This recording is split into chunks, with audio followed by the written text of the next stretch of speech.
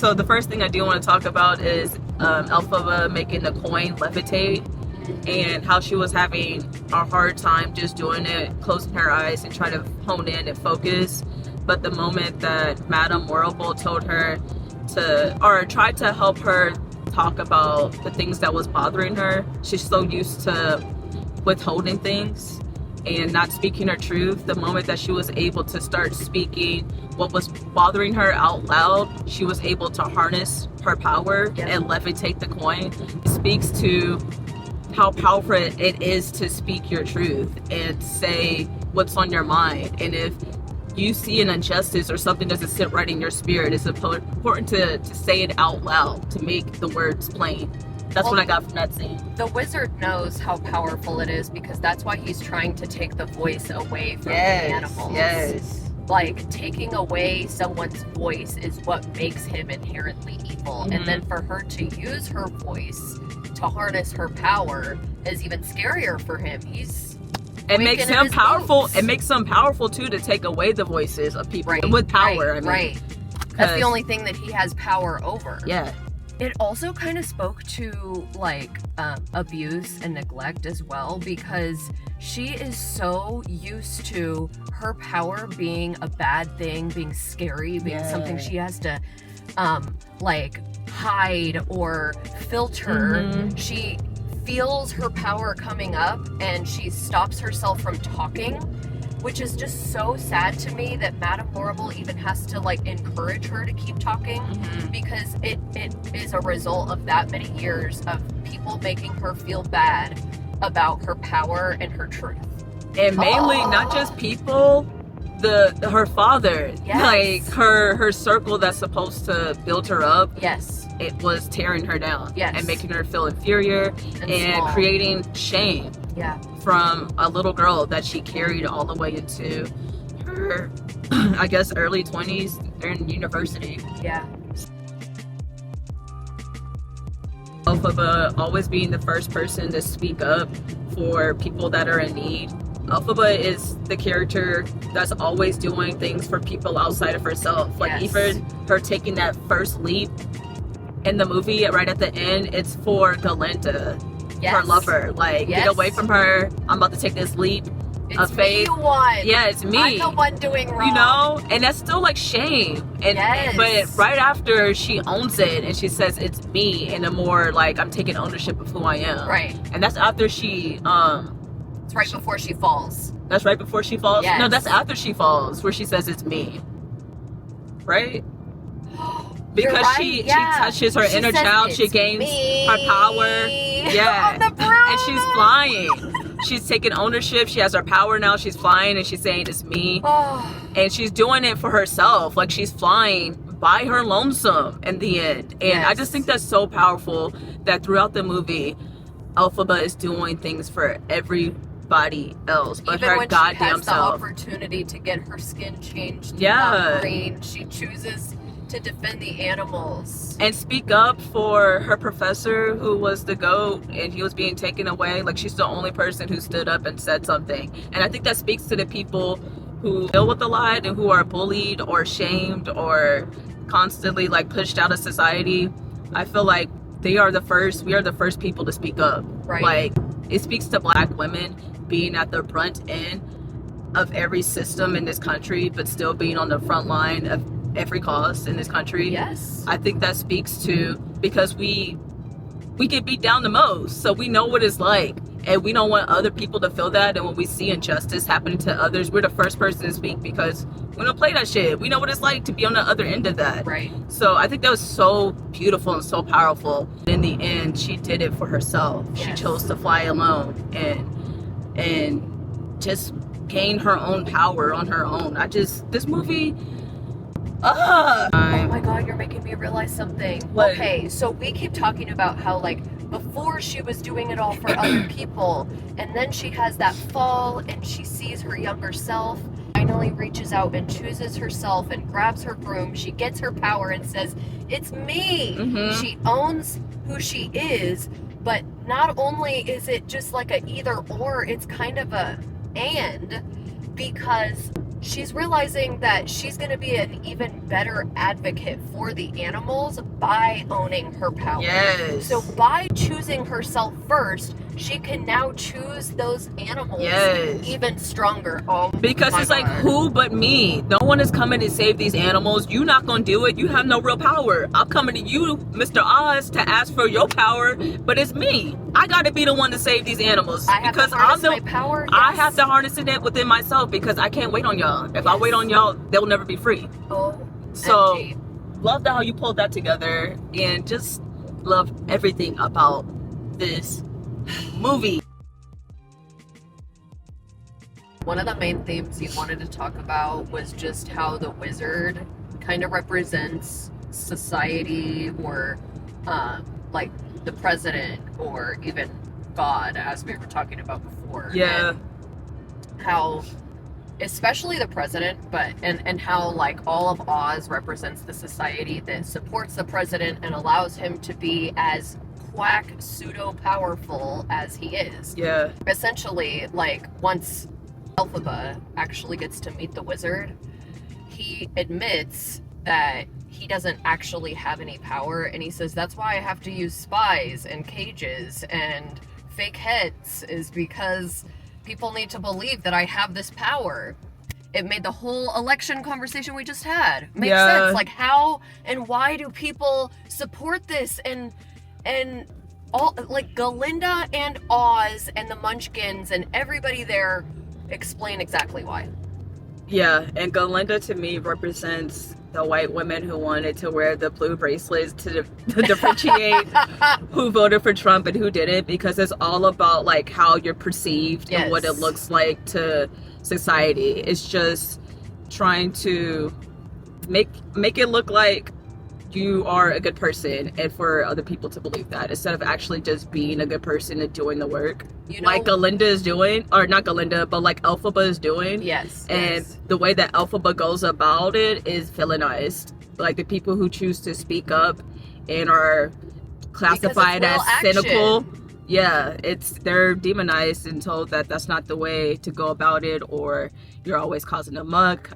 I hope you're happy now. You know, when you pointed out that Galinda is the blue bracelet white woman, was during the scene where she's seeing off Elphaba at the train, and Fiero comes up, and him and Elphaba are truly upset about the teacher. Oh, yeah. And they showed how upset they were by setting this little lion free, by like actually taking action to defend these animals. But what Galinda did is went and changed her name to what the teacher called her. Oh, yeah. I forgot that. That was her sign of supporting him. Yeah, it's just like virtue signaling, pretty much. It's just like, look at me, I'm doing a good thing. That means that I'm for the good cause. But it's just like, it's just to make yourself look good because you're doing a good deed. Right. So the intentions are not genuine, they're not pure.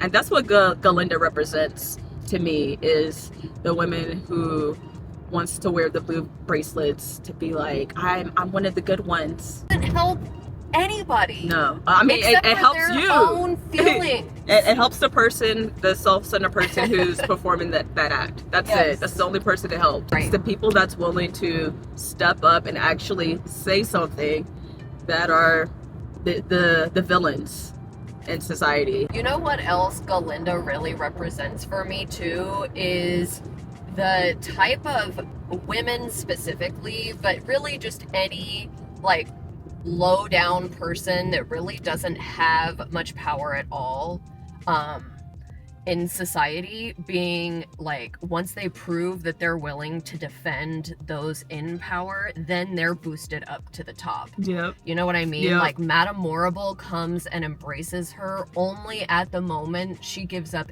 everything to go and promote the wizard and Madame Morrible's power. And so it just reminds, like, even though Galinda is not really gaining anything from that, they're stroking her ego because she was willing to sacrifice to give them more power. Yeah, and that's the people that they want to put, you know, like the celebrities, people who's willing to sacrifice themselves for the 1%, not for the good of society, but Yeah, and that's for what the good of those in power. Yeah, that's what celebrities represent to me. That's why I've really cut off celebrity culture, especially after COVID, when I seen how night and day our experience, the lives that we live in are. Right. They need us to care about these celebrities so we can want the things that they have, and we can keep like putting forth effort to keep this whole thing going, to keep Oz going. Yeah, that benefits the people in power, and that's what Oz represents too. Like, they need something to believe in. Like, yes. They need to give them something to fear. Need to give them something to believe in. That's what he said. The most unifying force is a common enemy. Yes. Oh. And how do you get to control a group of people or anyone really? Through fear. And yes, the fear of, as soon as he wants his soldiers to start following him, he gets behind the mask and starts using the big scary voice again so that he can scare people into complying. Yeah. Now, there's another point that I got this second go around that I didn't get the first. Is with the head. What's the headmaster? What's the lady's name? Madame Horrible. I feel like this part of the movie is really sad because she really plays a motherly figure for Elphaba, like a person who sees Elphaba and doesn't think that she's odd or anything, but really wants to uplift her and show her that, like, you're powerful, and really just try to empower her, really. Right. By getting her to levitate that coin, getting Elphaba to speak her truth. You really think that Madame Horrible is like this motherly figure, and for her to turn and call Elphaba wicked and say all these nasty things about Elphaba, and Elphaba has to hear this motherly figure like turn on her, like that was so hurtful. Like, I felt that in my chest, like, because she doesn't have too many people to love her and to like really look after her and be a mentor to her. She's so used to people being afraid of her and hating her and having all these misconstrued, preconceived notions about her, pretty much is what I'm trying to say. And for her to get on that microphone and tell society that she's wicked, she's evil, be very afraid of her when they that was so, it's not just Madame Horrible rejecting her, it's Madame Horrible telling other people to continue rejecting her, telling society that they are right to reject her. And now you have a reason to, because she created these monsters. Yep. That Madame Horrible directed Elphaba to create. Yes. She is now trying to incite fear within society that Elphaba created these monsters. And that's how we pretty much all get played in real life too. Like, we are given this enemy to fear, and we go along with it. We get herded into thinking one way. And it's manufactured fear. That's it. It's it. We're being herded by fear, manufactured fear.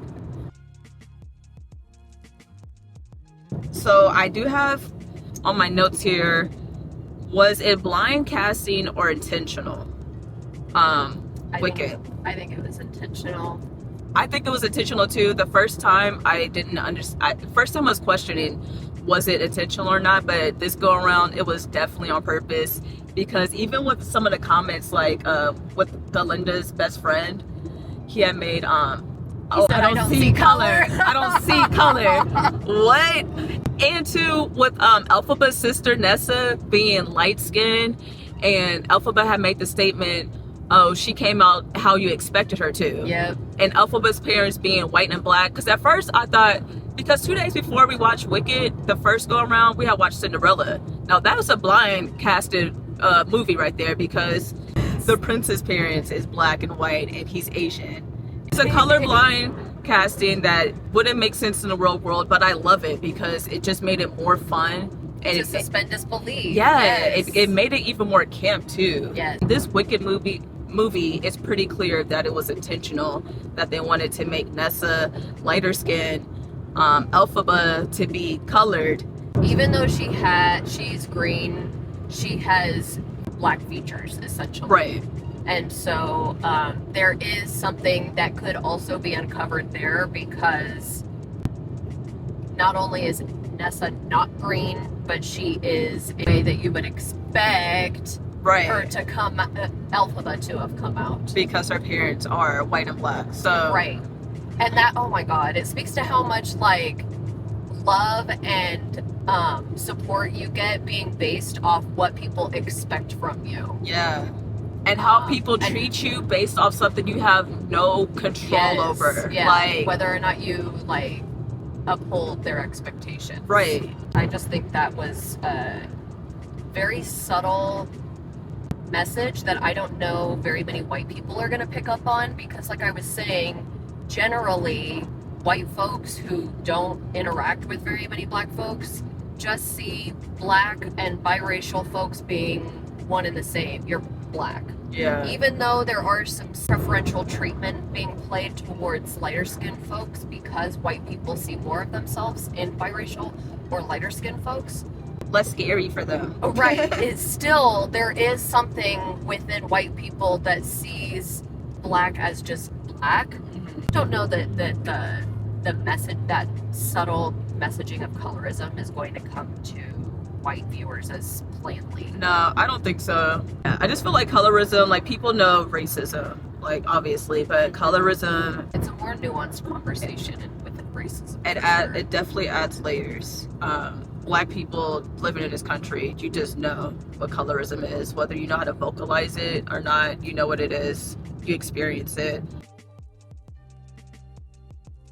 It's really a subtle love story of like romance and having your first heartbreak, and that is hard. Like your first gay heartbreak, that is earth-shattering. And that end scene of Defying Gravity, Galinda's final, I hope yes, you're happy. her final goodbye, and like what we were saying about how relationships doesn't work out. It's not either one of them. No one's in the wrong, but it's just bad timing, bad circumstance. Compatibility, yeah. How heartbreaking that is. So when nobody did anything wrong. So heartbreaking. I love how queer it was. It was very queer. I love the set design. It reminded me of Cinderella with Whitney Houston and Brandy. Same with the costume design. The costume design, it was giving homage to that movie. And can we just say, we watched the Cinderella movie with Brandy and Whitney, and that movie it's timeless. It is still good to this day. There's a reason why I wore that VH tape down when I was a child, because it's just a great movie. I love the music, the costume design, the colors, the set, the like, act. It was camp too, even back then. And then the colorblind cast. Mwah, mwah. If you're gonna do a musical, it needs to be a reflection of that Cinderella story. And I felt like Wicked was a reflection of that Cinderella movie that was made with Brandy and Whitney Houston. And I think that's why I love it so much, because it's pulling from, like, I don't know, it's pulling on some heartstrings. And I think that's what it is. It's some childhood heartstrings that I got from, you know what? It also Cinderella. gives live action theater too. Yes, like when they're all dancing and singing live with the set, it's not in front of some green screen. They're all in these beautiful, elaborate outfits. Like, it gives theater. Thank you everyone for watching this video. I think I'm gonna end it here. I think we did a good job getting our thoughts out. I'm sure there's some things that we missed. We might even go watch Wicked. Love you all. Peace.